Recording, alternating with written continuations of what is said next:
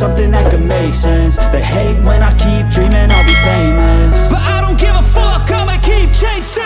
I got all this potential that's deep inside of me, but they hate when you're successful cause they try to be. They sit there being judgmental because you're trying things, and they just want you to settle and do the right thing. So get a good job, don't slack off. Wake up every morning, make a good impression on your boss. Don't do anything that I wouldn't do, and when you're making money, make sure you don't spend it too soon. Fuck that, I'll do what I wanna do. I got a different path from everyone, and that includes you.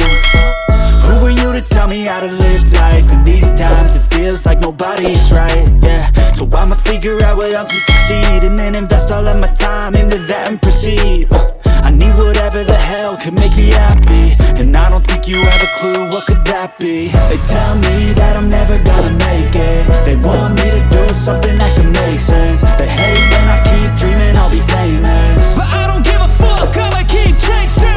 They tell me that I'm never gonna make it. They want me to do something that can make sense. They hate when I keep dreaming I'll be famous, but I don't give a fuck, I'ma keep chasing. I think this life could be special if I